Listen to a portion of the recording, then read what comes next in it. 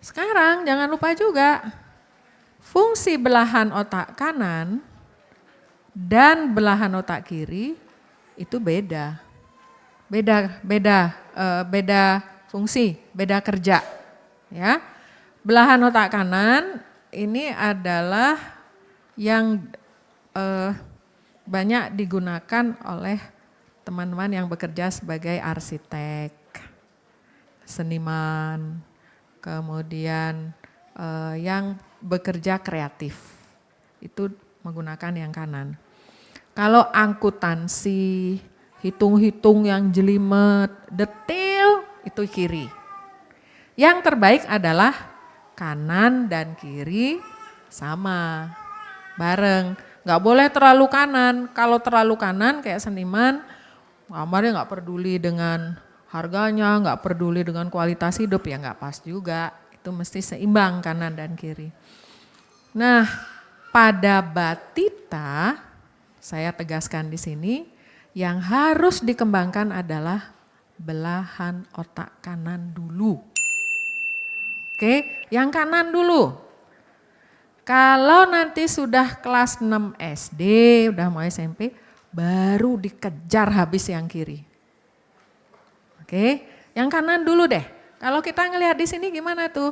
Untuk mendapatkan global dan holistic processing, nggak akan dapat gambaran ini kalau cuman di rumah nonton TV. Ya, duduk nonton TV nggak dapat apa, nggak dapat gambaran global. Lepas dia di luar. Saya sampaikan, main di luar rumah.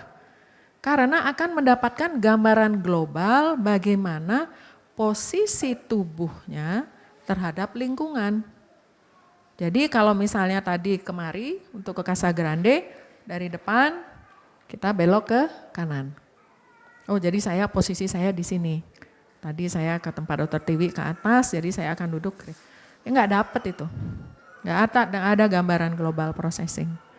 Nah itu akan mempengaruhi juga gerakan bola mata. Seorang akan bisa memiliki atensi yang sangat baik kalau ada integrasi yang baik antara gerakan bola mata, keseimbangan di telinga tengah, dan gerak. Ini harus terintegrasi. Ini yang menjawab kenapa anak-anak yang kebanyakan tidak aktif, tidak sesuai berkembang dengan usianya, nggak ada atensi. Diperiksa pendengaran bagus, diperiksa penglihatan bagus, tapi tidak ada integrasi kerja di antara ketiga sistem tadi, nggak punya atensi. Kalau tidak ada atensi akan mempengaruhi proses belajarnya. Makanya semua sistem akan terganggu. Jadi anak-anak itu kapan vestibuler akan terstimulasi keseimbangan? Kapan gerak? Kalau dia bergerak. Duduk, lari, naik turun tangga. Karena pada saat naik turun tangga, lari, akan ada integrasi kerja yang sangat baik di antara ketiga sistem itu. Sehingga pada anak yang hanya berada di ruangan kecil terus, terlalu fokus, jadi mainnya sambil baring, udah 2 tahun nih, 2-3 tahun baring, mobil, maju, mundur, mobil, atau main puzzle aja duduk. Maka gak ada integrasinya dengan gerak perubahan keseimbangan, gak ada. Sehingga gak ada atensi, dipanggil gak noleh, bukan berarti tidak mendengar. Karena tidak memiliki persepsi terhadap apa yang didengar. Jelas ya? Nah seringkali begitu anak-anak disuruh main lepas, saya minta ke Ancol kayak kemana yang benar-benar global, maka mau baik atensinya. Jadi kan memang karena tidak mendapat stimulasi yang sesuai. Oke, ya ini. Kemudian pada awalnya anak itu harus mampu mengenal, wah ini ayah saya nih, ini ibu saya. Tapi nggak akan terjadi kalau tidak ada stimulasi dua arah. Diajak ngomong, diajak, oh ini mama, kitanya ngoceh aja. Nggak ada itu, ya. Kemudian akan mulai belajar mengatur tonus suaranya. Oh jadi kalau aku teriak gini, wah mamaku pasti datang. Gitu ya. Atau kalau misalnya turunkan dikit deh, biar nggak terlalu kenceng. Wah nggak ada respon nih, kerasin lagi, merespon. Ini kan belajar mengatur tonus suara.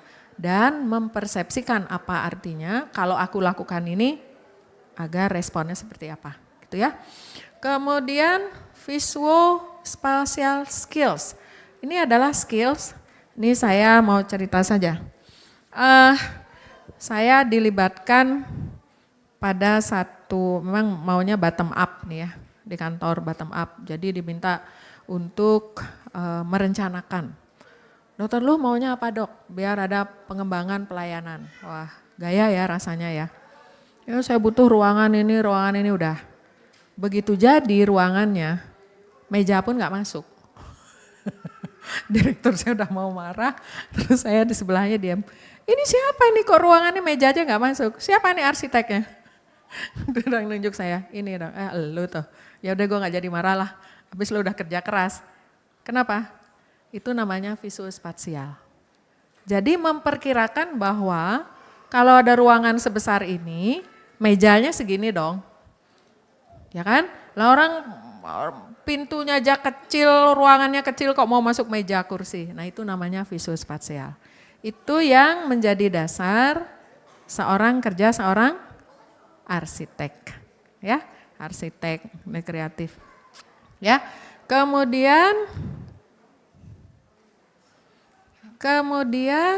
ya dia akan mengatur kerja dari tangan kiri. Kemudian dia akan mengatur kerja nggak cuma tangan, belahan tubuh yang kiri, musik, kemudian emosi, humor. Jadi orang yang humornya tinggi itu belahan kanan, belahan otak kanannya oke. Ya, musik juga. Nah, mengenai musik, memang yang sudah diteliti adalah Mozart, memang. Tapi Indonesia luar biasa kayanya dengan musik. Jadi jangan ngubur-ngubur yang Mozart aja. Ada angklung, ada keroncong, ada gamelan, macam-macam. Bolehkah? Sangat boleh. Karena makin rame nanti kan yang didengarkan. Ya.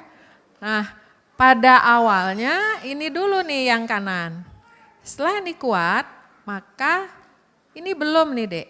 3 tahun analistik processing tuh belum. Berbahasa nanti kan setelah, nanti di bawah kuat kan. Tadi kalau kita kembali ke